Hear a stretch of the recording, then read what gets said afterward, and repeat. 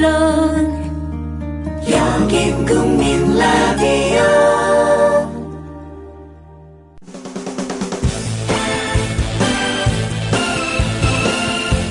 예비군 민방위 훈련장 같은 안보 특강은 가라. 여기 진짜 안보 특강이 있다. 김종대, 정욱식의 진짜 안보.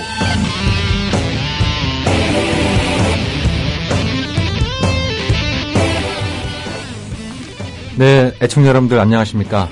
김종대, 정욱식의 진짜 안보 8월 20일 방송 시작하겠습니다. 저는 진행을 맡고 있는 평화네트워크의 정욱식이고요. 네, 안녕하세요. 김종대입니다. 네. 여름이 벌써 다 지나가고 있어요. 예. 글쎄 말입니다. 도대체 여름이 있었어요? 네. 장마도 있는데 엄도 지나가고. 글쎄, 나 그죠? 이렇게 거저 지나가는 여름 처음 봤어. 네. 있긴 있었나봐, 여름이. 오늘 좀 날씨가 좀 다시 더워지고 있는데 어떻게, 우리 편집장님 휴가는 좀 다녀오셨습니까? 이 와중에 휴가를 가겠습니까? 네. 전후방에서 일어나는 사건들 보십시오. 네. 이 진짜 안보는 지금 휴가 갈 생각하면 안 돼요. 네. 네. 어디 휴가를 갑니까? 지금 이 군이 이렇게 몸살을 앓고 병이 걸려 있는데, 네. 병원에 수술실로 가야지 어디 휴가를 갑니까? 네. 아니, 어제 휴가 갔다 온 제가 좀 굉장히 좀 민망해지는 또 송구스러워지는 이런 어떤 분위기인데요. 가서 안보 걱정만 했겠지, 뭐. 네. 네. 네. 아니, 이번에 이제 그 지인들이랑 또 이제 1박 2일로, 가까운데 근교에 좀 이제 여행을 좀 다녀왔습니다만. 네. 요즘 만나면 군대 얘기예요. 예. 참. 옛날에는 그렇죠. 군대 얘기하면 좀 이렇게 영담이나 좀 늘어놓고, 용담에 늘어놓고 그러면 좀 기피하는 이런 어떤 분위기가 많았었는데 요즘 남자들뿐만 아니라 엄마들도 군대 얘기를 많이 하세요. 그러니까 전 국민 엄마들한테 우황청심원 하나씩 국가가 사드려야 됩니다. 네. 특히 그 엄마들 트라우마가 오래가요. 그래서 그 어머니들한테는 국가가 우황청심원, 그다음에 군대 자식 보낸 아버지들한테는 심장이 또 질환이 많아질 수 있기 때문에 아스피린. 네. 이거 다 사드려야 돼. 네. 그러니까 군대가 제대로 되면 이런 걱정, 이런 말들이 나올 필요가 없는데 하루가 멀다 하고 사건사고가 계속 이어지고 있어요. 그렇죠. 그런데 대부분 이런 군대 얘기 또 제보도 이제 방송사, 언론사에 많이 들어오고 있습니다만은 상당히 좀 기만적이라는 느낌이 드는 게 우리 대한민국 남자들 전체가 공범자 내지 방조자 같다는 느낌이 들어요. 네. 그러니까 자기 군대 생활 얘기는 재밌게 하는데 네. 정식으로 고발을 안 한단 말입니다. 네, 네. 제가 이렇게 보고 들었습니다. 이런 어떤 그 사건이 은폐됐습니다. 네. 이렇게 좀 명확하게 육하 원칙에 의해서 또 얘기하시는 분은 거의 없어요. 네. 왜 그런가? 그때 그걸 묵인하고 방조했던 것이 어느새 자기 마음속에서 정당화 합리화된 채로 살았던 겁니다. 네네. 그러니까 이런 걸 고발을 안 하는 문화예요, 우리나라가. 네. 그러더니 당연하게 그러려니 이러다 넘어가는 거죠. 네. 그래서 좀 이따 얘기 나누겠습니다만 군 파파라치 제도 도입 이런 얘기까지 나오고 있는데요. 그래서 진짜 안보에서도 우리가 몇 차례 이 병영 문제를 다뤄봤습니다만 또 안 다룰 수가 없는 상황이에요. 네. 특히 지금 지난주에 국방부에서 나름대로 이제 쇄신안도 좀 내놓고 있고. 네. 또 병영문화혁신위원회죠. 우리 김종대 편집장께서도 지금 민간위원으로 참여하고 계신데. 그렇습니다. 거기도 이제 본격적으로 활동을 시작하고 있는 상황이에요. 네. 그래서 우리가 이런 내용들을 좀 종합적으로 짚어보면서 이 병영혁신 제대로 되고 있는지 오늘 또 진짜 안보에서 이들 문제를 좀 짚어보는 그런 시간을 갖도록 하겠습니다. 그럼 진짜 안보 광고 말씀 듣고 또 평화네트워크 김민지 인턴이 준비한 하이파이브 듣고 본 방송 시작하겠습니다.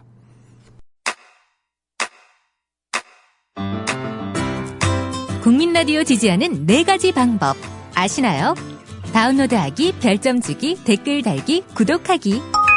국민 라디오를 보다 많은 이들에게 전할 수 있는 가장 손쉬운 방법. 다운로드하기, 별점 주기, 댓글 달기, 구독하기. 잊지 마세요. 다운로드하기, 별점 주기, 댓글 달기, 구독하기.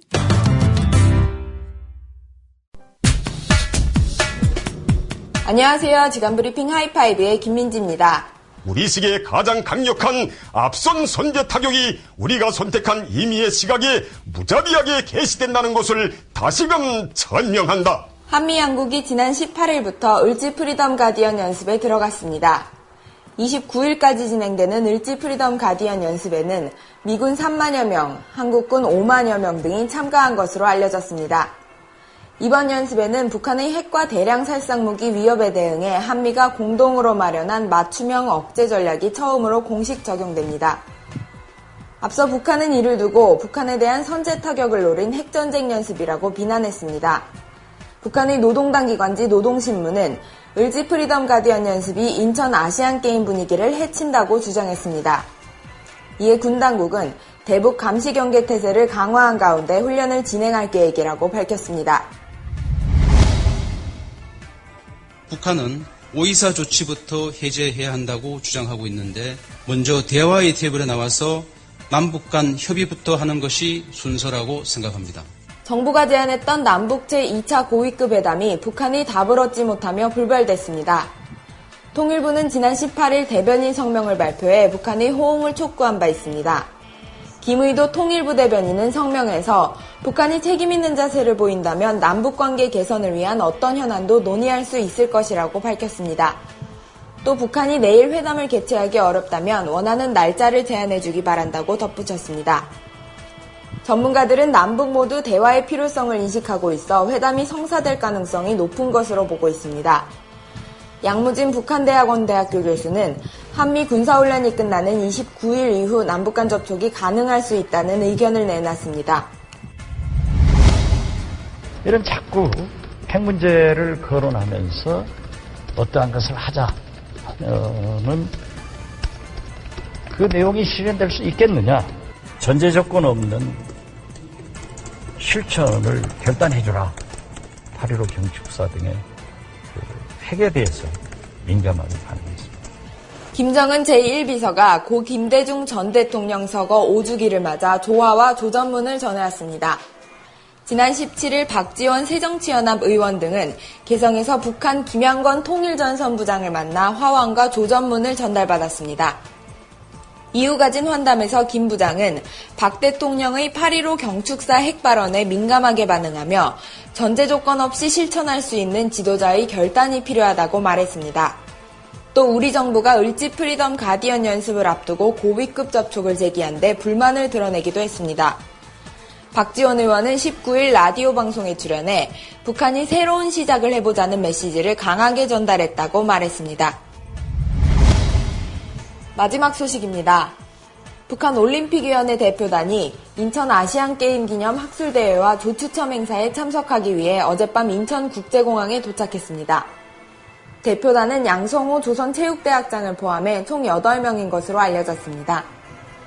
북한 대표단은 오늘 인천 아시안게임 기념 학술대회에 참석하고 내일은 축구 조추첨 행사에 참여합니다. 또 주경기장과 선수촌 등 대회 주요 시설을 돌아보고 모레 오후 북한으로 돌아갈 예정입니다. 앞서 북한은 지난 13일 인천 아시안게임에 352명의 선수단을 파견하겠다고 밝혔습니다. 이상 주간 브리핑 하이파이브의 김민지였습니다. 네, 진짜 안보 본방송 시작하겠습니다. 지난 8월 13일이었죠? 네. 예, 국방부에서 병영문화 혁신 방안을 내놓았어요. 네. 네네. 전반적인 내용을 보니까 재탄 삼탕이다 이런 비판도 있습니다만, 장병 기본권 제고를 위해서 군인 복무 기본법을 제정하겠다. 그 다음에 일명 군 파파라치로 불리는, 이제 이 군 내 가혹행위에 대해서 신고한 사람들에 대한 어떤 포상 제도를 도입하겠다. 네. 그 다음에 이제 문제 있는 젊은이들이 입영해가지고 군대에 들어와서 문제를 일으키니까, 이제 신체 검사할 때부터 입영 대상자들의 판정 기준을 강화하겠다. 그 다음에 이제 현역 생활을 하다가 이 부적응자들, 지금은 이제 4단계로 이루어져 있죠. 네. 이제 조기 퇴역 여부를, 이걸 이제 굉장히 좀 간소화해서 조기에 이 문제를 해결하겠다. 이런 방안들이 좀 망라되어 있는 것 같아요. 예. 그래서 편집장님께서 굉장히 관심을 갖고 그 내용을 보셨을 텐데, 전반적으로 좀 어떻게 좀 평가를 하고 계십니까? 한마디로 평가할 가치가 없습니다. 아, 그렇습니까? 예. 어떤 면에서 그렇습니까? 우선 그것이 나온 절차를 보면, 네. 자, 박근혜 대통령이 국방부 와서 업무 보고를 받은 자리에서 네. 국방부가 병영 혁신안 23개 과제를 네. 대통령한테 보고한 겁니다. 네. 누가 만들었는가? 네. 예, 어떤 절차로 만들었는가? 우리 병영혁신위원들은 모릅니다. 그런데 마침 그 자리에 현재 병영혁신위원회 위원장을 맡고 있는 민간 측 위원장이죠. 네. 심대평 전 충남도지사가 배석을 했어요. 네. 그리고 보고가 이루어진 다음날 언론에서 혹평을 했습니다. 네. 재탕, 삼탕 대책만 남발하면서 대통령한테 잘 보이려고 이렇게 하는 거냐. 네. 그래서 그 병영혁신안에 대해서 아주 모질게 비판을 했죠. 네. 그러자 이번 주에 벌어진 일입니다. 심대평 위원장이 한민구 국방장관을 면담 신청해서 네. 가서 못 해먹겠다. 무슨 위원장도 모르는 병영혁신안이 쑥쑥 나오고 나는 옆에 앉아있기만 하고 위원들은 나한테 항의하고 네. 그래가지고 나 둘러리 못 쓰겠다 앞으로. 아, 그런 일이 있었습니까? 이거 제가 언론에 처음 얘기하는 거예요. 네. 이런 사태도 벌어졌어요. 그러면은 지금 병영혁신위원회는 12월까지가 활동 기간인데 네. 그때 이제 대국민 발표를 하고 12월에 활동이 종료되는데 이제 과제 선정하고 있거든요. 네. 근데 저 혁신안은 뭐고 이 혁신안은 또 뭐고? 그러니까요. 굉장히 헷갈리네요. 그런데 지금 그 군에서 뭔가 다급하다 보니까 이것저것 발표하느라고 정신이 없어요. 네. 새로운 건 없습니다. 그 중에서 아까 얘기하신 군 파파라치 같은 경우는 참 지나가던 소가 웃을 일이죠. 네. 군 파파라치면 그러면 망원경 카메라 달고서 차고서 다니면서 사진 찍어가지고 네. 지휘관한테 무슨 그걸 갖다 몰래 이르고 네. 관계기관에 신고하고 이런 겁니까? 그러니까 이게 군 실정에 안 맞아요. 네. 우선 맞지가 않습니다. 그 다음에 거기에 나온 대책들 보면은 역시 어떤 인권의 보편적 가치라는 도덕적 관점에서 접근한다기보다는 군의 어떤 효율화 합리화 차원에서 접근을 하거든요. 네. 그런 시각은 군의 문제는 역시 개인의 문제라는 관점에서 나오고 있는 거죠. 네. 그러니까 문제 있는 병사를 미리 색출하겠다. 네. 입영 단계에서 검사를 강화하겠다. 네. 문제 사병을 솎아내겠다. 네. 그다음에 문제가 있으면 군에서 빨리 내보내겠다. 이런 거 아닙니까? 네. 자, 물론 어떤 사회든지 관심병사 같은 문제 인물이 있고 조직에 적응하지 못하는 사람은 있습니다. 당연히 관리해야죠. 그러나 지금 벌어지고 있는 각종 그 구타 가혹행위 범죄를 보면은 관심병사가 있었다는 그 자체가 문제가 아니라 네. 관심병사를 대하는 집단의 자세와 태도에 네. 문제가 있었어요. 네. 그러니까 관심병사를 배제하고 차별하고 제거해야 될 대상으로 보는 조직의 관점, 네. 집단의 정신, 문화 네.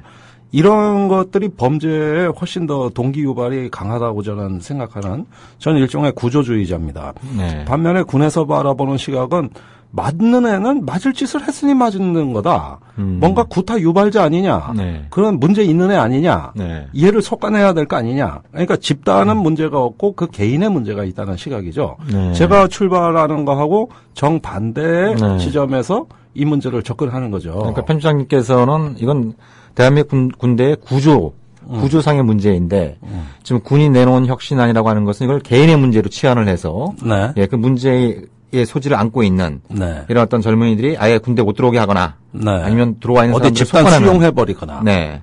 아니면 추방하거나 네. 그런 데서도 안 걸리면은 이제 집단 내에서 사적인 처벌이 가해집니다. 네. 그러니까 분명히 우리 청취자분들이 아셔야 되는 게 제가 군대 생활하던 8, 90년대하고 2000년대 병영의 문화는 다릅니다.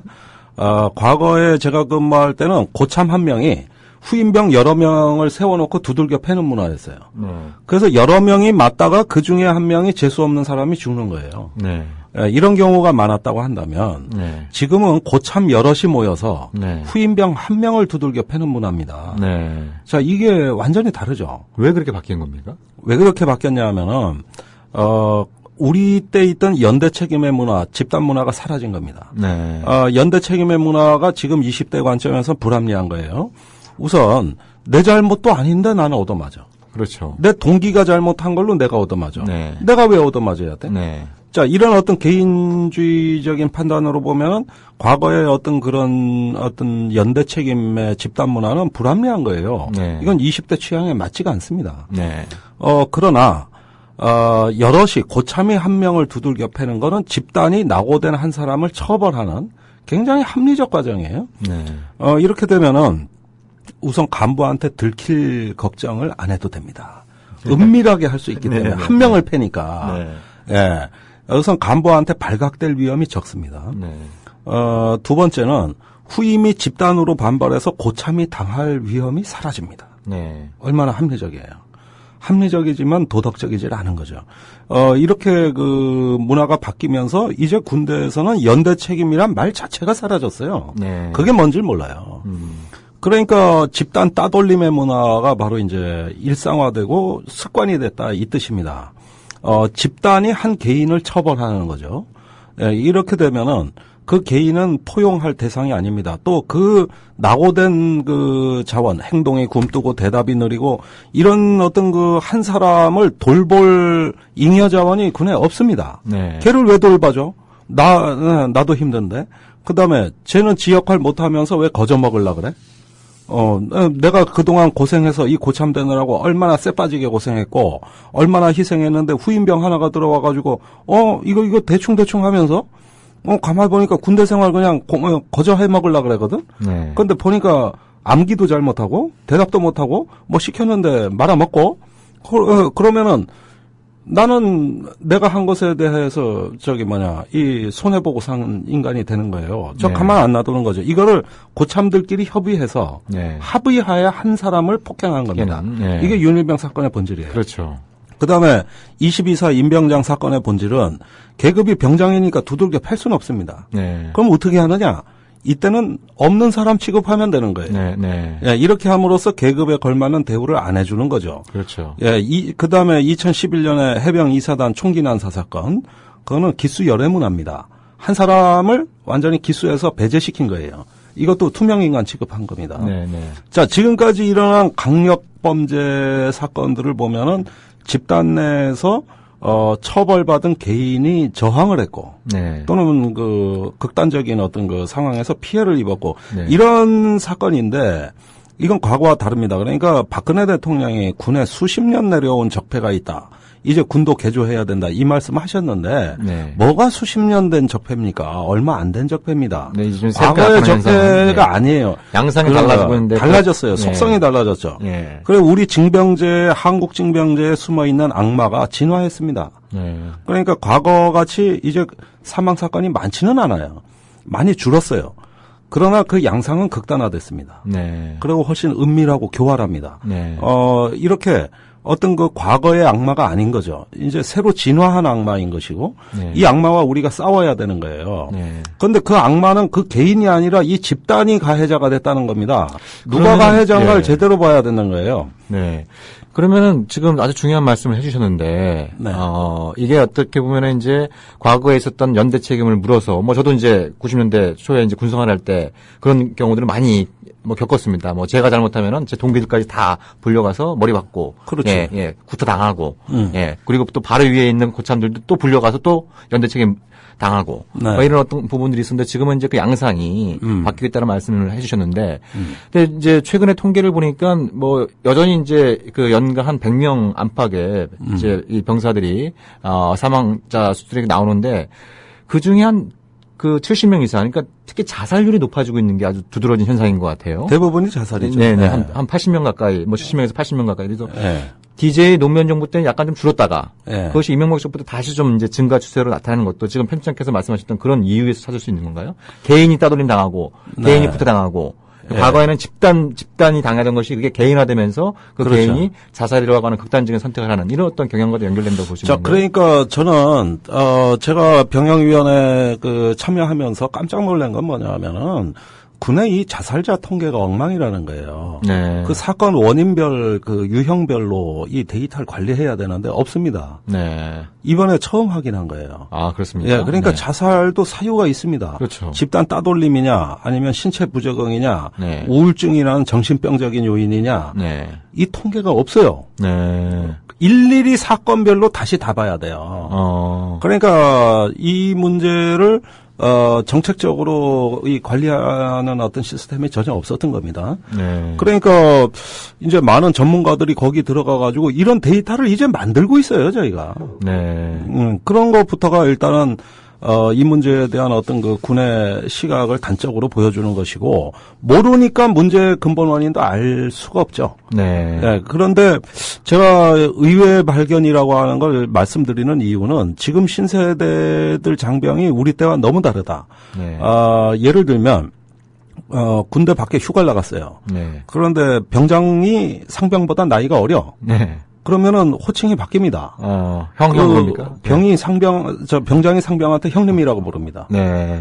이게 어쩌다 있는 일인 줄 알았어요. 저는 윤일병 사망하는 그 내무반에서 생활관에서 하사가 병장 보고 형님이라 그랬다는 거 아니에요? 네네. 그런데 하사가 병장보다 3살 어립니다. 네.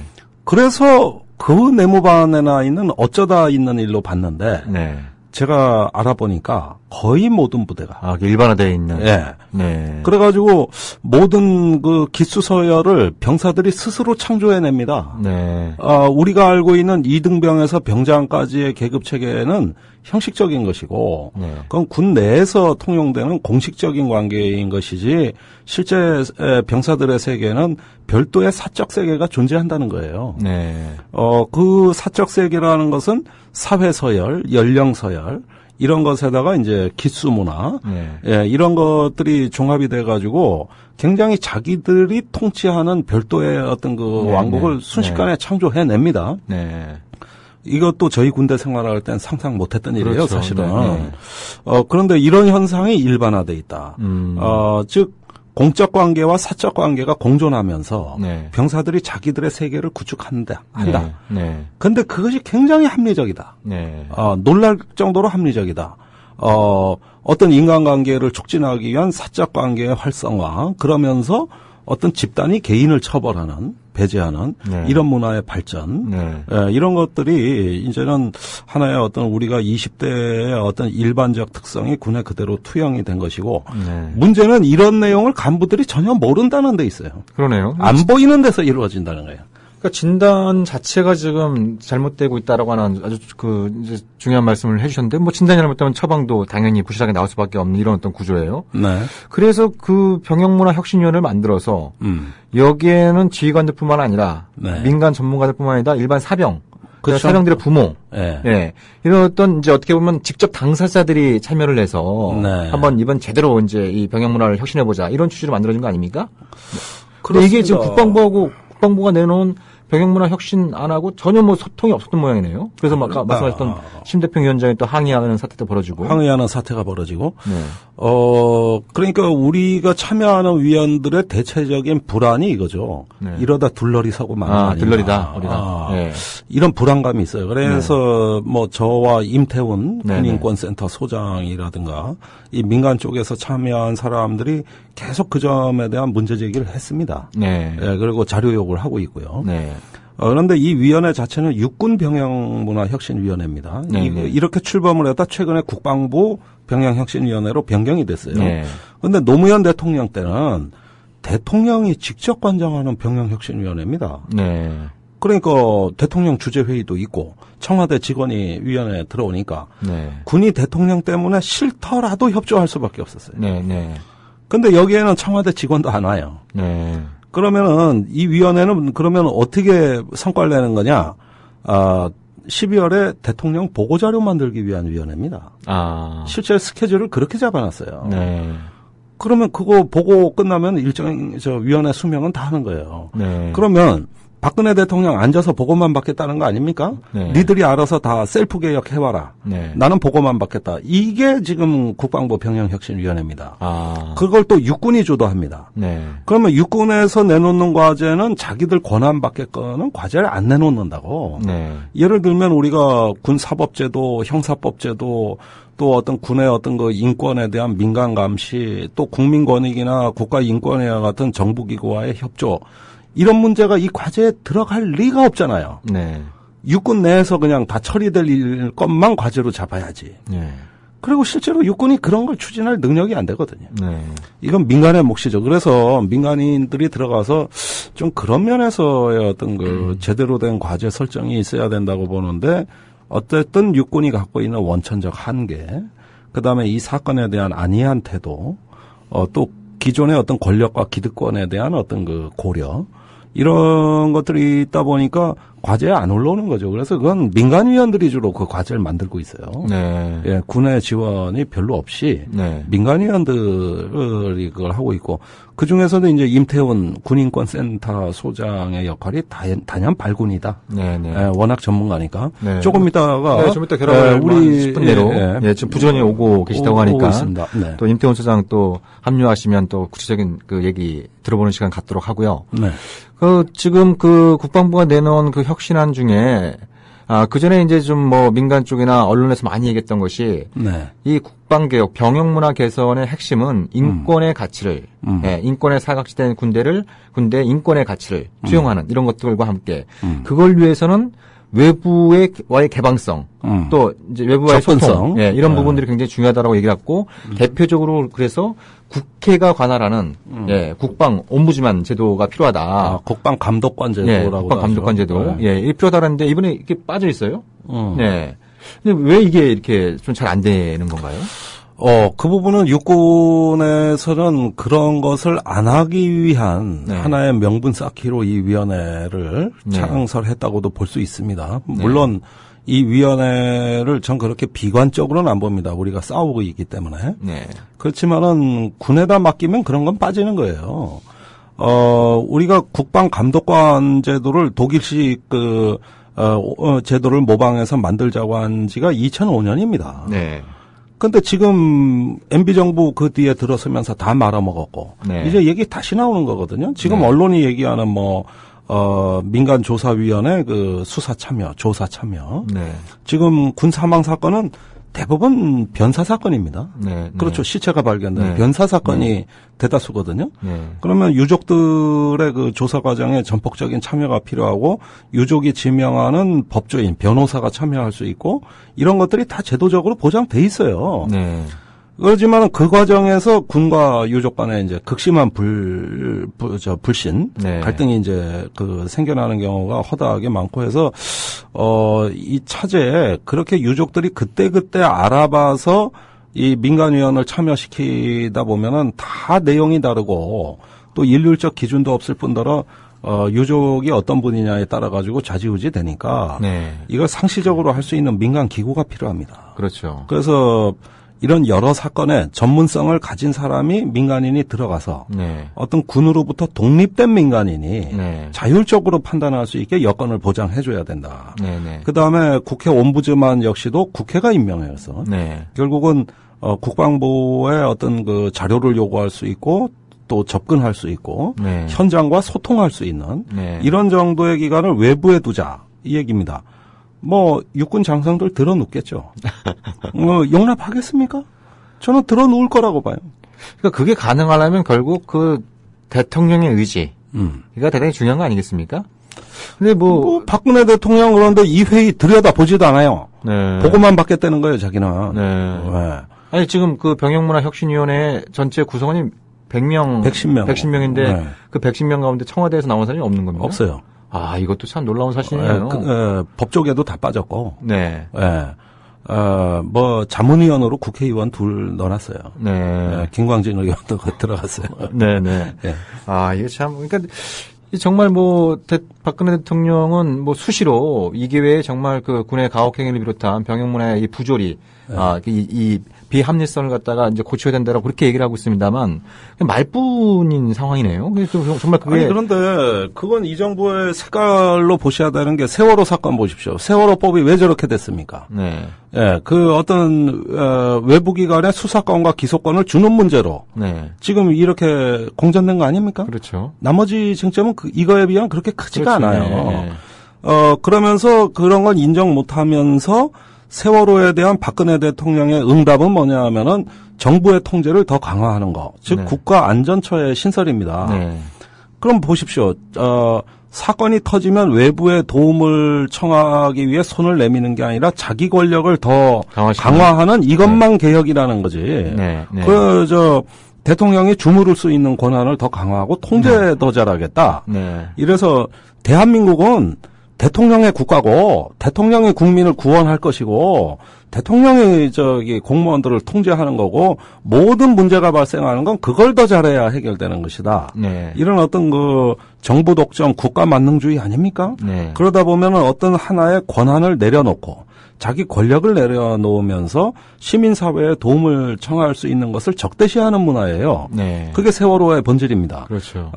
마찬가지로 이번 군 인권 문제도 똑같이 가고 있는 거죠. 네. 그렇다면 우리 수건은 군 인권법을 제정하고 네. 아니면 군인 기본법을 제정하고 국회에서 어떤 감시할 수 있는 체제, 그것이 아니라면 독립적인 민간기구에서 이걸 할 수 있는 체제를 갖추자. 네. 이제 이건데 물론 보수 언론까지도 다 동조하고 있습니다만 네. 이 정부에 가고자 하는 방향하고는 반대란 말입니다. 네, 네. 당신 권력 내려놓으라는 건데 네. 더 강화시키겠다는 거거든요. 이 네. 사람들 얘기가. 네.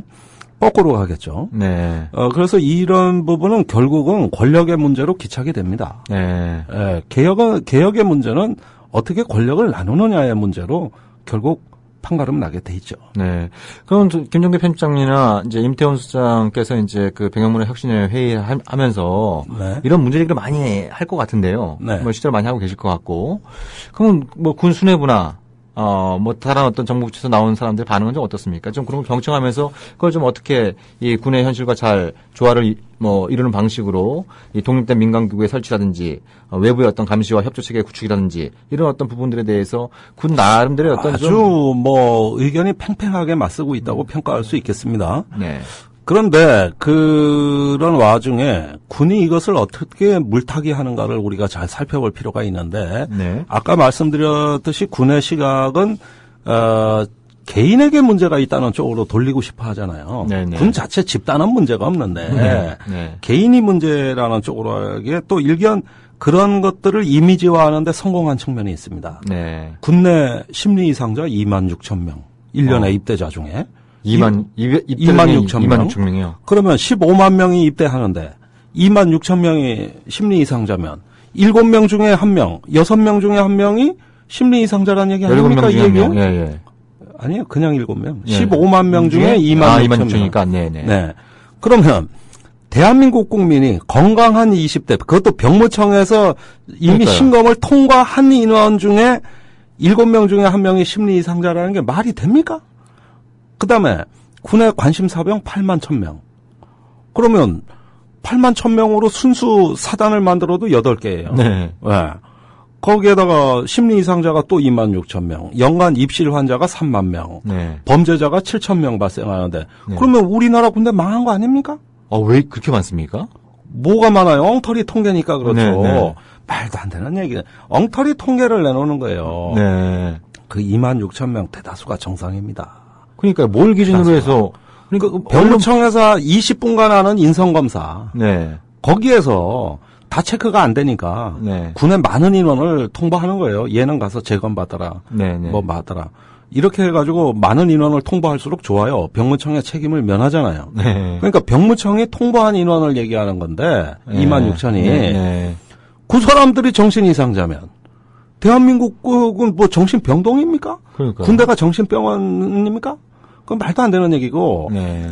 부풀리는 겁니다. 통계를. 그래서 문제가 많은 개인들이 들어오는 것처럼. 네, 네. 그래서 군이 피해를 입고 있다는 거죠. 자기들도 네. 피해자다. 네. 이 얘기를 하고 싶은 그러니까 거예요. 이렇게 많은 문제아들이 들어와서 네. 이게 이제 이 개인들이 문제를 일으키는 거기 때문에 네. 이게 군의 어떤 체질을 근본적으로 바꾸고 이런 게 처방이 아니라 문제 있는 개인들을 속아내는 게 해법이다. 최고다. 이런 쪽으로 좀 연결시키는. 그래서 지금 병영문화 개선위원회 분위기가 심리학자하고 정신과 의사를 그 병무청 신검 단계나 자대에 입대한 이후에 대대적으로 투입해서 네. 문제 병사를 조기에 그 식별하는 방향으로 지금 개혁안이 흘러가고 있어요. 네.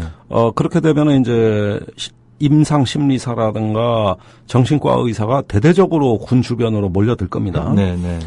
자, 그런데 저는 그게 굉장히 거기에 도덕적인 문제를 우려하는데 이거는 뭐냐 하면 사단장, 연대장, 대대장이 지휘관이 어떤 병사가 문제에 있다고 보는 거는 사실은 네. 눈빛만 보면 알아요.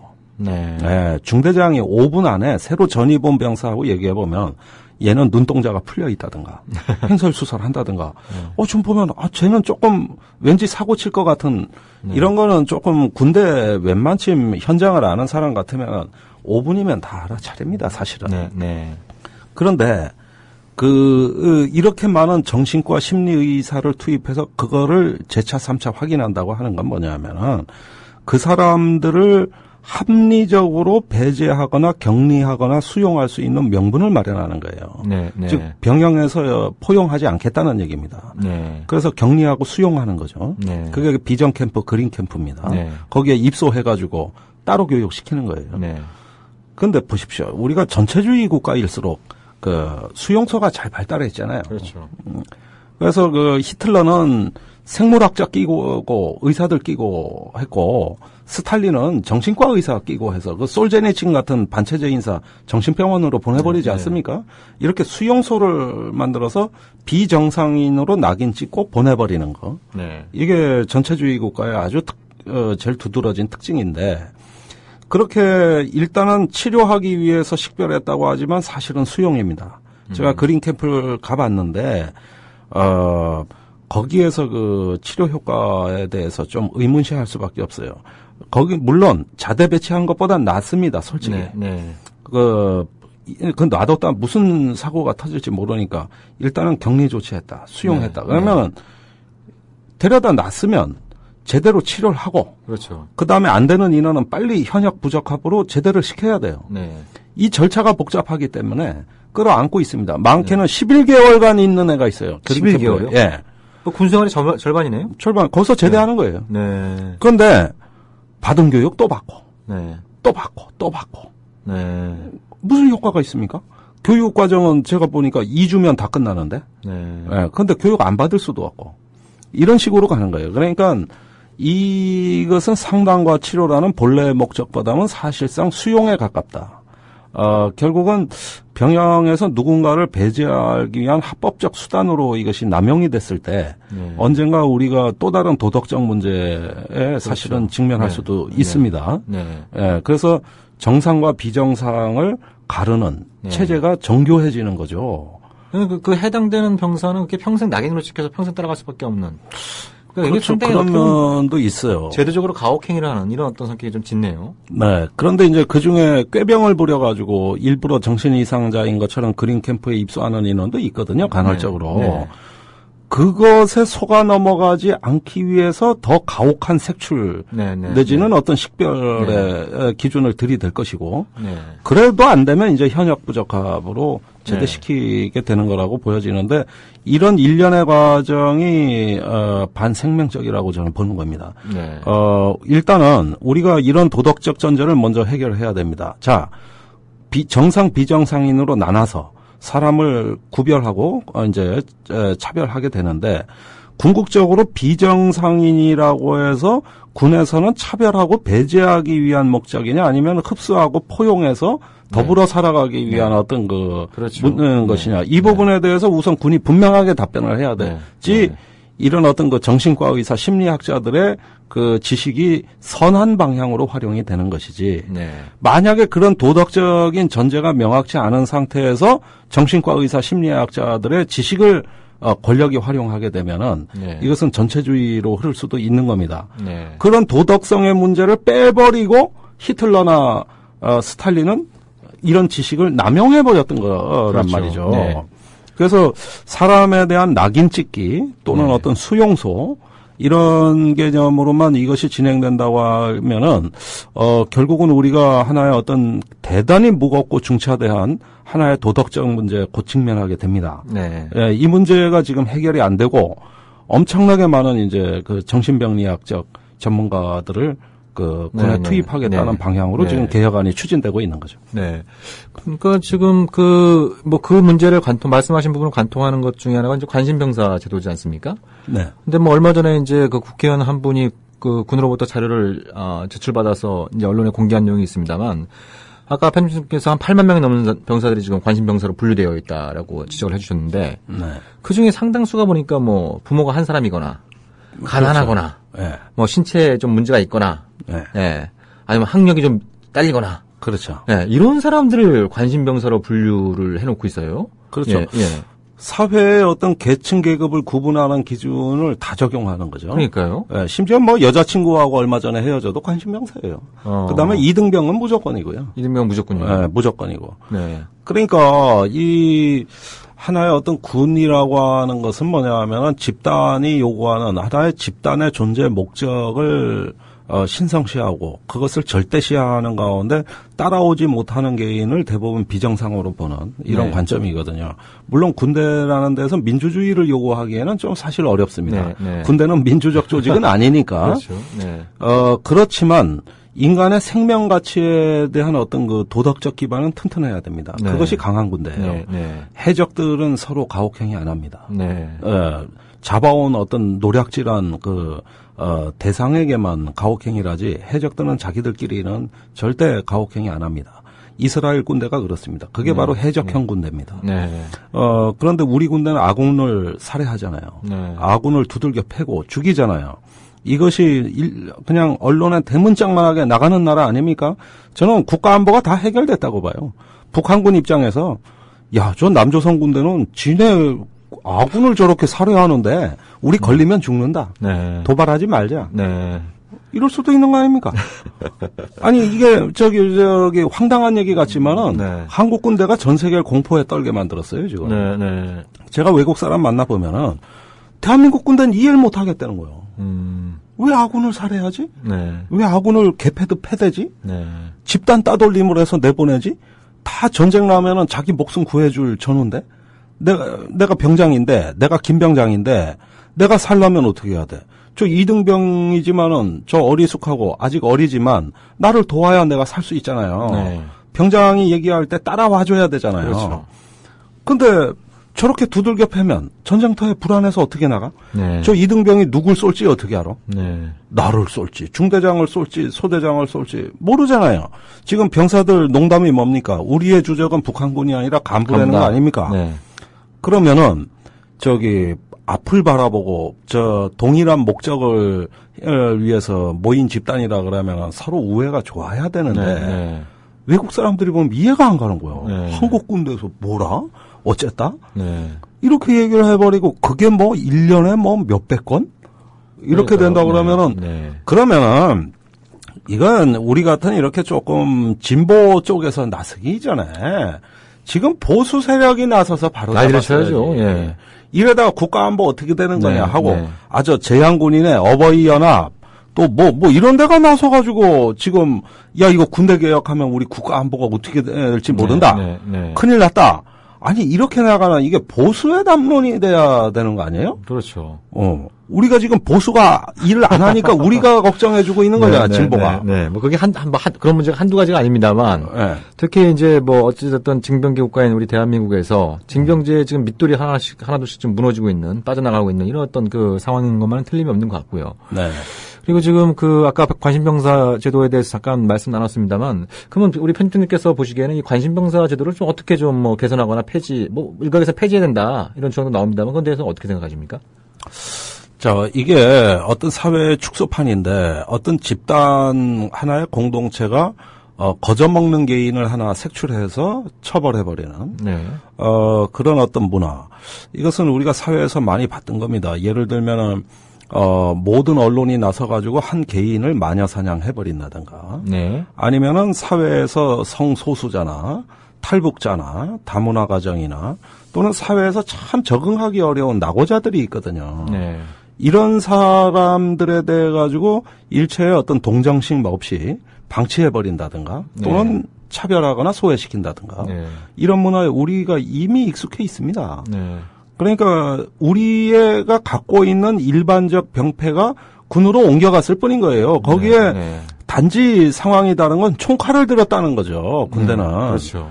그러니까 그 위험성이 폭력적 양상으로 더 극단화될 뿐인 것이지 그런 속성 자체는 이미 사회에서 우리가 매일 보고 듣는 거예요.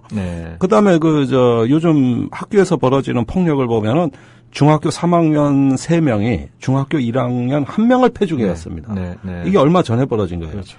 자, 왜 이렇게 됐느냐? 지나친 경쟁과 어떤 그 효율을 강조하다 보니까 그 사회의 약자들에 대해 가지고 동정심이 없어진 거예요. 인간 공감, 또 어떤 보편적인 가치에 대한 우리의 도덕적 경계선이 희미해진 겁니다. 네, 네. 이건 전체주의 사회예요. 그런데 이런 것들이 군에 가가지고 관심병사라는 이름으로 이것이 다시 더 고착화되고 제도화되고 이렇게 됐을 때는 차별을 당연시하는 문화로 어쩌면 더 강화될지도 모르겠다. 네. 결국은 우리가 지금 원하는 것은 인간이 살아있는 병영, 사람 중심의 병영으로 가고 싶어 하는 건데 이건 약자에 대한 존중과 배려 없이는 안 되는 거거든요. 네, 그렇죠. 근데 군에서 그 주요 지휘관들 발언할 때 사석에서도 그러는데 질이 낮은 병사들이 많다. 네. 질이 낮다는 얘기를 아예 입에 달고 다녀요. 자기 부하들이고 결국 그게 누워서 침 뱉긴대요. 네. 네? 그러니까 그런 식의 어떤 표현에 숨어 있는 인간에 대한 등급 매기기. 네. 그러니까 생명 가치에도 위계서열이 있는 거예요. 네.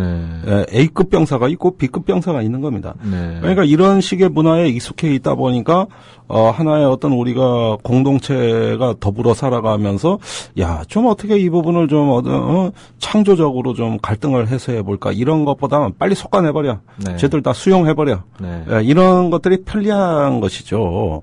그런 어떤 그 문화가 지금 한국 징병제에서 오히려 문제를 악화시키고 있다고 저는 보는 겁니다. 그게 바로 관심병사 이데올로기입니다. 이데올로기. 네. 이게 하나의 이데올로기화 되고 있다. 그렇죠. 네. 이데올로기화되고 있다. 네, 네.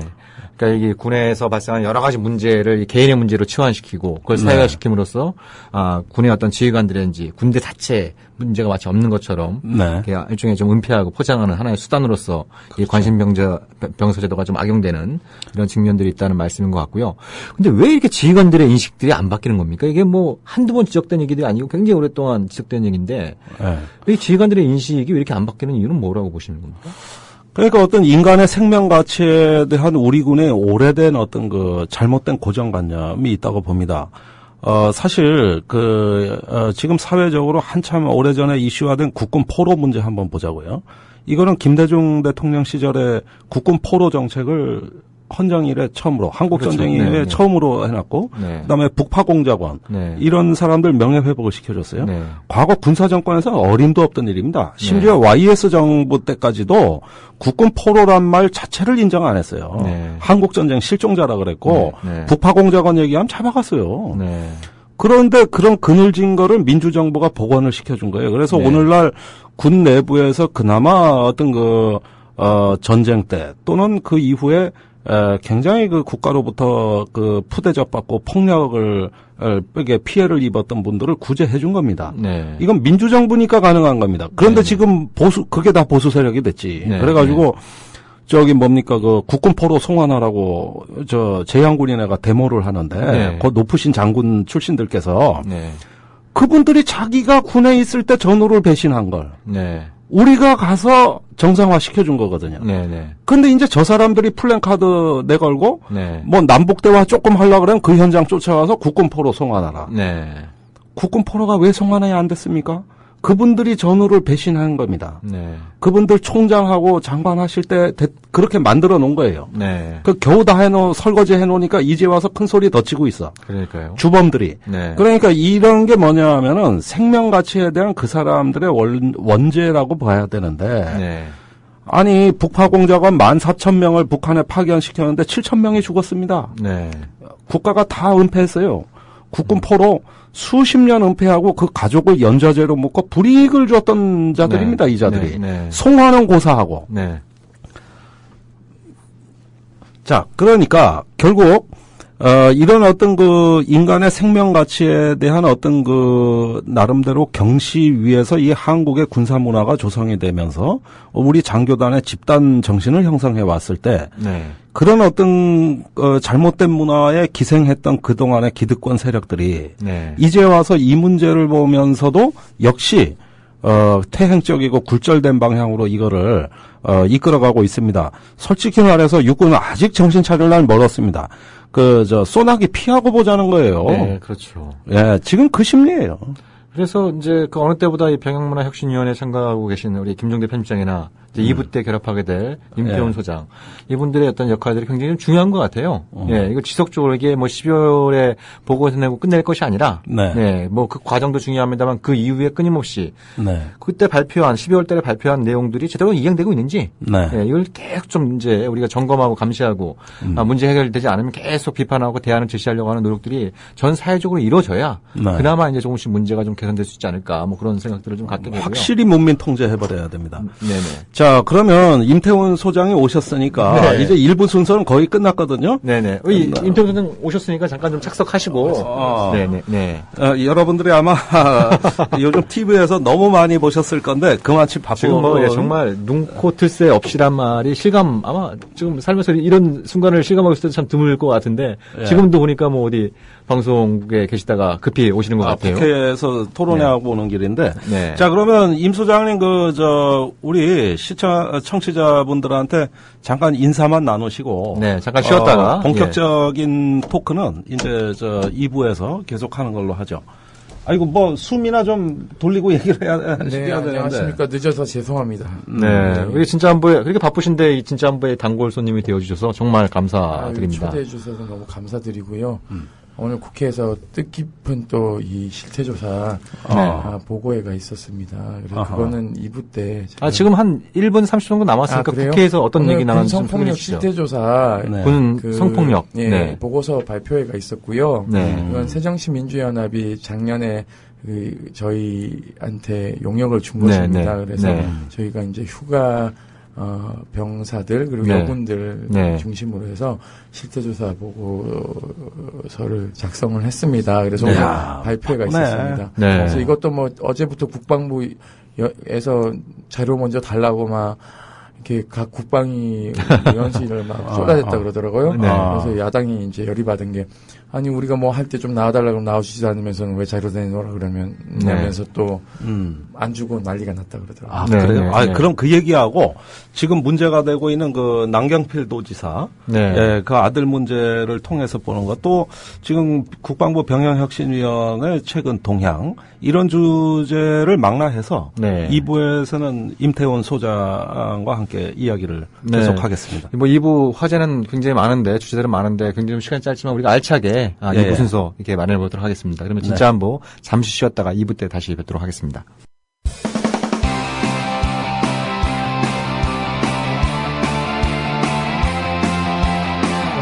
지금 여러분께서는 군사전문지 디펜스 플러스의 김종대 편집장과 평화네트워크 정욱식 대표가 진행하는 국민라디오 김종대 정욱식의 진짜 안보를 듣고 계십니다. 이 방송은 매주 수요일 낮 4시부터 5시 반까지 국민라디오를 통해 가장 먼저 청취하실 수 있고 팟캐스트 포털 팟빵에서 다시 들으실 수 있습니다.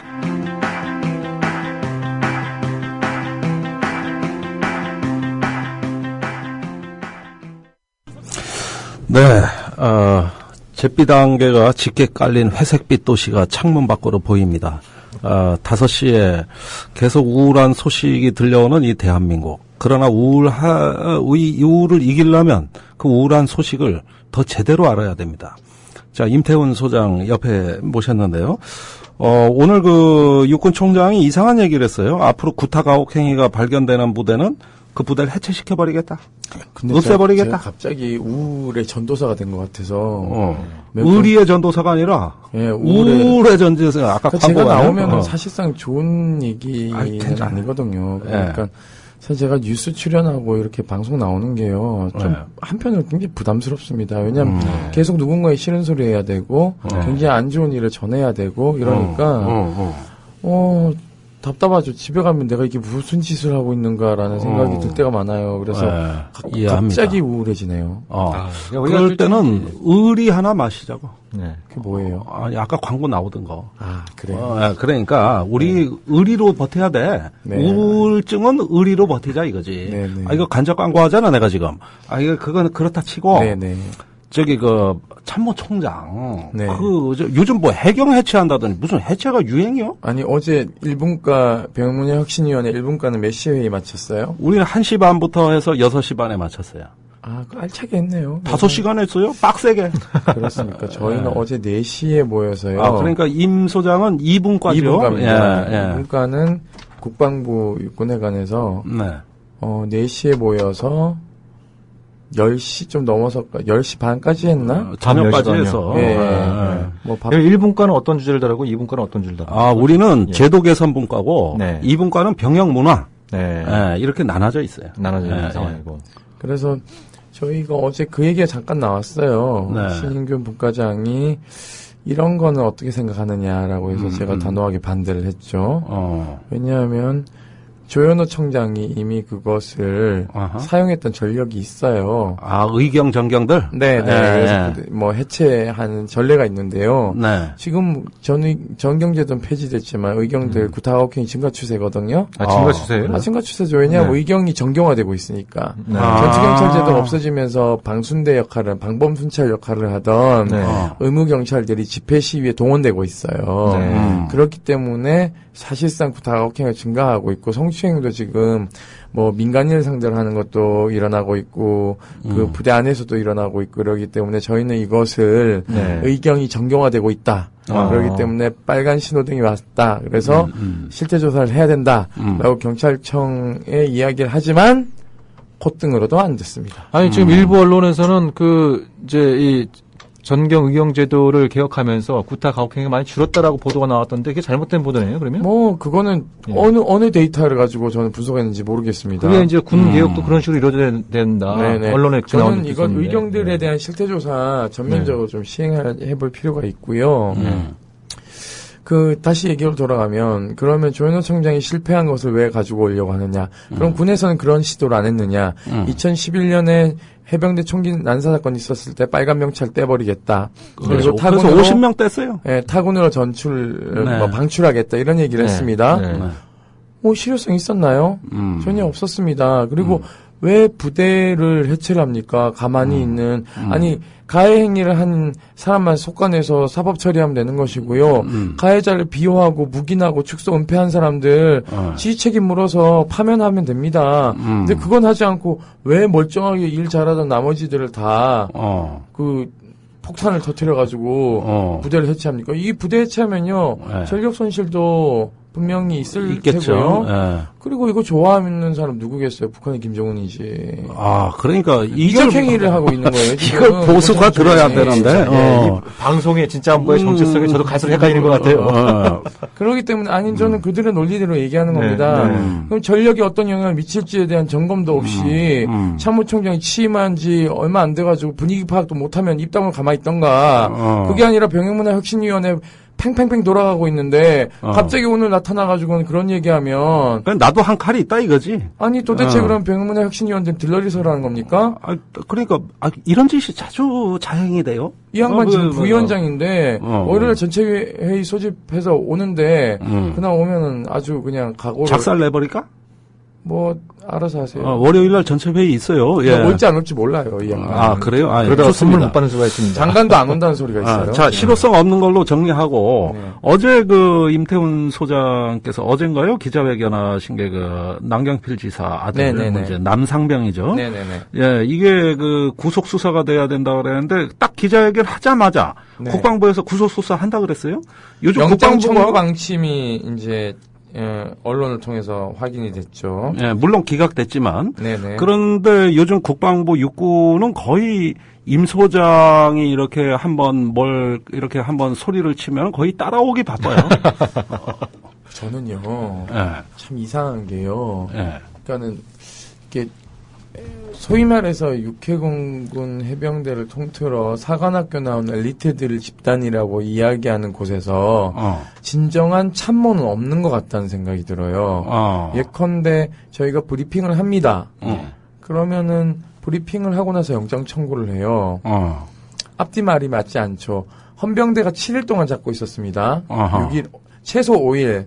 저희가 월요일 확인했을 때 이게 검찰부로 기록이 넘어오지 않았어요. 영장 청구 권한은 검찰관에게 있으니까는요. 그렇죠. 그러면은 사안이 중대하면 헌병대가 길게 잡고 있으면 안 되죠. 그렇죠. 2, 3일 내에 정리해서 빨리 영장 청구를 해야 되는데 최소한 5일 이상을 잡고 있습니다. 헌병대에서. 네, 남경필 도지사가 사과할 때까지 잡고 있었어요. 그 전날도 잡고 그 다음 날도 잡고 있었고요. 그러면은 사안이 위중하지 않죠.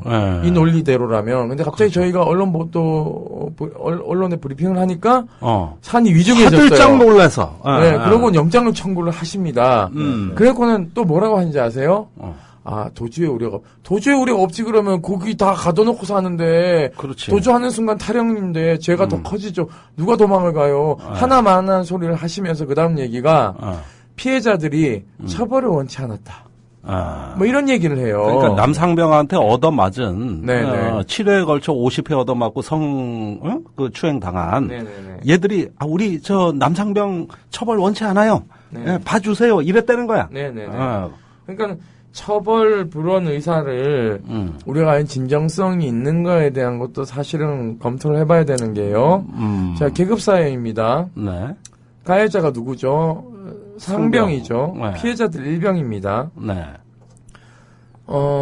권력관계에 의해서 4월 초부터 시작해서 8월 초까지 두들겨 맞았는데 50회 이상 말을 하지 못했습니다. 그럼 상당한 억압 상태에 놓여 있었다고 봐야 되겠죠. 그리고 7월 말에서 8월 초순경에 성추행이 일어났고요. 그렇죠. 그렇다면 이건 권력관계도 되게 심대한 권력관계에 의한 폭력과 성추행이 일어났는데 피해자들이 용서를 구할 것 같았으면 애시장초 문제 제기도 하지 않았을 것이고요. 네. 그렇다면 신고 제도의 시스템에 대한 재점검이 있어야 되는데 육사단에 대한 그거는 없이 형사 입건하고 깔고 뭉개고 있다가 모 지방지가 빵 터뜨리니까 그것도 이제 제한된 것들만 정보 제공돼 뭐 자꾸 툭툭 쳤다 뭐 몇 대 때렸다 끝이에요. 그럼 남경필이 나타나 사과해요. 그럼 5일 동안 얘는 뭐 하고 있었다는 겁니까? 사과해야죠. 중앙일보 글까지 썼으면은 글도 그럼. 기고 철회하고 해야 되는데 막 안 걸리면 이제 그만이다 킵고잉 한 거겠죠. 납작 엎드리려면 제대로 엎드리던가 사실을 까발리면서 문매를 달게 맞던가요. 그러니까 까보니까 내용이 전혀 다르더라는 거 아니야. 네, 50회 정도 두들겨 맞았고 뒤에서 껴안으면서 성기도 엉덩이에 비볐고 뭐 추행의 정도가 결코 경하지가 않습니다. 네. 그러면 구타가혹 행위가 지속적으로 반복됐기 때문에요. 네. 피해자가 2명이에요. 그러면 이것은요. 양형 기준으로 봤을 때는요. 상당 부분 단기 실형이 나올 수도 있습니다. 그리고 피해자의 정신 건강 상태가 좋지 않아서 2차적인 뭐 스트레스 장애라든지 외상후 스트레스 장애가 온다면은요. 이것은 제목이 달라집니다. 강제추행 치상으로 변경돼 이건 7년 이상의 유기징역형입니다. 무죄 아님 유죄예요. 집행유예가 없습니다. 없어? 장량 강경을 해도 3년 6개월이에요. 반띵을 해도. 야, 법이 아주 세구만. 네, 그렇기 때문에요. 이거는 피해자의 피해 상태를 명백하게 관찰해야 될 의무가 있습니다. 그리고 또 하나, 피해자들은요, 사건에 있어서 굉장히 위축되어 있기 때문에 여성가족부가 운영하는 피해자 법률대리인 제도가 있어요. 국선으로 운영되는. 그런 사람들을 이렇게 소개시켜줘야 되는데요. 군 법무관도 그 제도 있는지 모르는 사람이 태반일걸요? 그러니까 저번에 윤일병 사건도 이제 1년 차 된 중위 법무관, 현장하고 소통 능력이나 사실관계 이 규명 의지가 굉장히 부실해 보이는 이런 일선의 법무관들이 이게 항상 문제라고 보는데 그러면 지금 구속영장 청구가 기각은 됐습니다만은 초기 수사는 분명히 부실했죠. 예. 그다음에 사안이 엄중하다 그래놓고는 깔고 뭉개고 있고. 그것이 그 아버지가 경기도지사고 차기 대권 잠재주자니까 일단 여기에 대한 어떤 눈치 보기 내지는 어떤 좀 고민 같은 게 있었다는 느낌이 안 듭니까? 저는 알아서 기었다고 생각합니다. 그렇죠. 왜냐하면요. 이게 통상적으로 사건이 전개가 되면 헌병대 속보들이 쫙쫙쫙 올라옵니다. 장성급들부터 시작해 주요 보직들이 보죠. 이것을요. 그런데요. 옆 사단의 사단장도 이 사실을 모르고 있었답니다. 그래요? 그러니까는 헌병대 속보가요. 다른 사람들이 못 보게끔 올라오지 않았다는 얘기가 지금 제기되고 있어요. 군내에서요. 그래서 장성들이요. 난리가 났대요. 이게 뭐냐고 도대체. 특별 취급했구만. 정보를 굉장히 육사단 안에서만 통제하고 있다는 거죠. 그러면 이 사안을요. 군단과 군사령부와 육군본부와 국방부에 다이렉트로 보고하는 체계가 운영이 됐을 가능성이 높다. 라고 봐야 되는 거죠. 자, 만일에 말입니다. 네. 이게 그 8월 초까지 가혹행위가 있었습니다만 7월 30날 그 재보궐선거가 있었고 네. 또 그 전에 이제 지방선거가 있었단 말이에요. 네네네. 사실 이거 선거 중에 터졌더라면은 이거 국물도 없었다고 이거. 근데요, 저는요 그걸 가정할 수는 없다고 봅니다. 왜냐하면 민주당에 나온 그 상대방 측 후보가 워낙 변변치 않아가지고요. 그러니까 하긴. 네. 사실 이 건만 빼면 남경필 지사가 정치는 잘했다고. 아, 그럼요. 저도 사실은요. 네. 뭐 제가 민주당 의원님들한테 죄송하지만 저한테 좀 김진표 찍어달라, 뭐 경기도 아는 사람 있으면 얘기해달라, 뭐 얘기를 했는데요. 저 전화하고 다 남경필 찍으라 그랬어요. 근데 도저히 내 양심상 김진표 찍으라는 얘기를 못 하겠더라고요. 아니 둘이 정치적 성향을 봤을 때. 당의 색깔만 빼면 남경필이 훨씬 더 진보적이에요. 아니 그러니까 그 얘기는 됐고 지금 우리가 아들 문제 얘기하다가 그러니까 여튼 그때 문제가 남경필 두 아들이 군대 간 효과를 툭툭이 받는 건 사실입니다. 그렇죠. 뭐 굉장히 병역 면탈 안 했다. 안 했다. 그리고 아버지한테 지역구를 물려받아서 온실 속에 쓴 큰 하초다라는 이미지가 상당 부분 희석이 되고 희석이 됐죠. 그리고 국방의 의무를 성실히 하고 있다. 그래 남의원 좀 남도지사는 좀 다르다 이런 평가들이 있었습니다. 근데 거의 배신도 이런 배신이 없죠. 사실은 그렇다면 이 기조를 유지해서 가려면은 사고야 남도지사가 친 게 아니라 큰아들이 쳤으니까 그렇지. 이 기조를 그대로 유지해서 가려면요. 그날 기자회견 때 모든 걸 다 까발렸어야 됩니다. 우리 아들이 이런 잘못을 크게 했고 씻을 수 없는 고통을 주었다 피해자들에게. 오히려 화끈하게 나왔어야. 그럼요. 용서해달라고 빌고 또 빌고 그다음에 그런 차원에서 부모 찾아가고. 네, 나는 부모 찾아가는 거는요, 또 2차 가해가 있을 수 있기 때문에. 그래? 그냥 찾아가면 안 돼요, 또. 이거는 또. 역시 전문가 판단은 다르네. 인권 감성이 약하기 때문에. 약간 이렇게 방패막이 있는 가운데 가야지. 그게 그냥 밀고 들어가면요. 그게 또 다른 압력입니다. 사실은 내가 도지사인데 왔는데 합의도 안 해줄 거야? 뭐 이런 식으로 가면요. 거의 뭐 무적함대 비슷하게 쳐들어가는 거기 때문에 그러면 안 되고요. 어떻게 해야 되냐면 나는 우리 아들에게 변호인 선임해줄 돈 한 푼도 줄 수 없다. 라고 얘기해야 되는 겁니다. 그리고 너는 징역 살아라. 구속돼서 징역 살아라. 죄값 치러라. 무슨 아버지가 그렇게 비정해. 아유. 사자는요, 지 새끼 낭떠러지 원래 떨어뜨리면 키우는 거예요. 남지사가 대권의 꿈이 크다면은 아들을 강하게 키워야 되는 것이죠. 내가 이래서 남경필 지사가 그 사건을 인지한 시점은 언제? 13일입니다. 13일이요? 네. 그럼 일간지에 글이 나온 다음에 인지한 건가요? 12일 날 선고했죠. 네. 그러니까 그 일간지에 15일 날 나왔습니다. 15일 날 나왔으니까 네, 그걸 처리할 수 있는. 12일 날 했고 13일 날 인지했고 15일 날 게재됐으니까 사실상 13일 날 당일과 14일 날 지면을 빼달라고 요구를 했어야죠. 빼지 않았죠. 이것도 좀 여론에선 크게 그 중앙일보에 투고한 거 얘기입니다. 지금 청취자분들이 약간 헷갈리실 수 있어요. 자, 그러면은 이제 남지사 얘기는 이런 정도로 하고 여군들에 대한 성폭력 실태 조사한 것에 대한 어떤 핵심 내용은 뭡니까? 핵심 내용은요. 제가 좀 봐야 되는데요. 자료를 이쪽으로 넘겨주세요. 우리 정 선배님이 아주 그냥 자료 욕심이 있어서 그걸 가져갔습니다.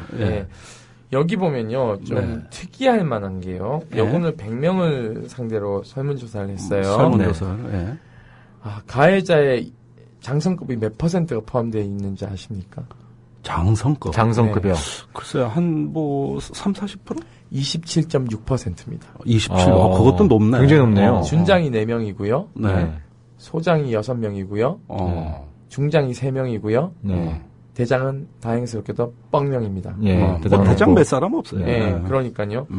그리고 영관급이 20명입니다. 42.5%입니다. 소령이 6명, 중령이 8명, 대령이 6명. 위관급이 14% 정도 되고요. 중위 하나, 대위 5명. 뭐 이 정도입니다. 부사관들도 뭐 14.9%. 요건 가해자죠. 네, 가해자가 이렇게 분포됩니다. 그러니까는 장성급들 중에서도 가해자가 분명히 존재하고 있다는 것은 저번에 재작년에 특전사령관 보십시오. 여군 중사 자기 공간에 불러가지고 말이지 부적절하게 하고 쓰리스 타니까 그 사람. 그리고 어디죠 66사단인가 어디 보면은 사단장이 준장인데 자기 공간에다가 여군들 불러서 술 접대하게 만들고 이러잖아요. 뭐 위수지역 이탈로 해가지고 문술적 예편시켜버리고 빼돌렸잖아요. 사실상 의무 없는 행위를 하게 한 거기 때문에 그 강요죄에 해당돼요, 사실은. 그렇죠. 예. 그거 우리가 고발할까 지금 하고 있다가 좀 참고 있거든요. 그 고발하면 전역이 있기 때문에 민간에서 수사받아야 돼요. 그래? 최고 싫어하는 게 민간에서 검찰, 민간 경찰에 수사받는 걸 굉장히 싫어합니다. 왜냐하면 정관예우가 안 통하고 자기 지위에 영향력을 안 미치니까요. 자, 또 새로운 내용 계속해서. 그리고요, 이게 구타 가혹행, 그러니까 성폭력이나 이런 것들이 이루어지는 장소가요. 발생 상황이나 이런 것들이 공교롭게도 행정 사무실 이런 데서 굉장히 많이 벌어집니다. 그러니까 공공연한 이런 다 보는 데서. 그러니까 5대2 사건, 15사단에서 그 노서령이 부관 참모가 그 성추행해서 자살한 자살하게 만든 자살하게 만든 노소령 그 사건 같은 경우에도 그 병사들이 보는 앞에서 어깨를 주무르고 자기 방에서 문이 열려 있는데 자기는 못 본다고 생각했는데 기관병들이 다 봤습니다. 옷을 매무새를 고쳐준다면서 밀착해서 이렇게 막 안고 이런 경우들이 있었죠. 그러니까는 사실은 뭐 이러한 성추행이 공개된 장소에서 이루어지고 있다는 것은 성인지적 마인드가 굉장히 떨어진다. 그리고 또 하나는 성공기문란이라는 표현을 굉장히 많이 써요. 성공기문란. 그거 많이 들어봤어요. 굉장히 잘못된 표현입니다. 성공기문란은 피해자도 문제가 있다는 표현이거든요. 피해자나 가해자 공이 문란했다 이 소리를 하는 거기 때문에요. 저는 이거 차제 이 단어 병문혁신위원회에서 없애야 된다고 생각합니다. 질이 낮은 병사 이런 것도 없으시다. 그럼요. 그러니까 여기 안 나올 수가 없네. 이 자식들이 이게 뭐 사무실을 룸사롱으로 알았다는 거야. 이게 지금 보면 이런 식의 기관병 눈에도 얼마나 황당해 보였을까요? 해군 보세요. 얼마 전에 인천함 함장이 그 나와가지고는 밖에서 민간인 술집에 술 먹는데 여군대위 2명을 추행했는데 그 신고 누가 한지 아세요? 술집 주인? 술집 주인이 했어요. 술집 주인은요, 평택 함대 사령부를 상대해야 될, 거기 사령부가 단골들이에요. 그렇지. 근데 주인이 보다가 신고한 건, 이 주인이 봐도 너무한 거거든. 못 봐주겠다. 신고를 한 거예요. 네, 알겠습니다. 자, 시간이 얼마 남지 않았는데요.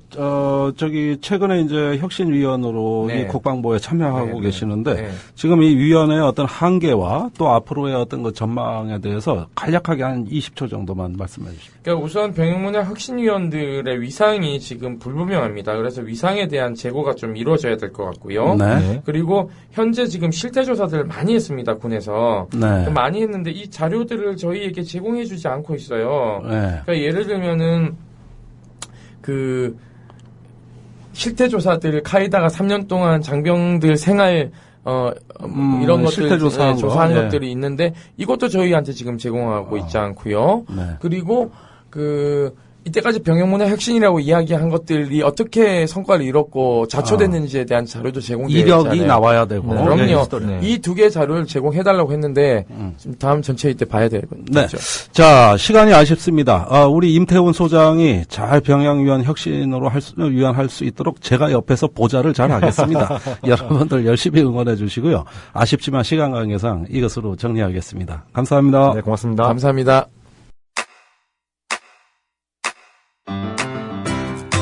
국민 라디오 지지하는 4가지 방법 아시나요? 다운로드하기, 별점 주기, 댓글 달기, 구독하기. 국민 라디오를 보다 많은 이들에게 전할 수 있는 가장 손쉬운 방법. 다운로드하기, 별점 주기, 댓글 달기, 구독하기. 잊지 마세요. 다운로드하기, 별점 주기, 댓글 달기, 구독하기.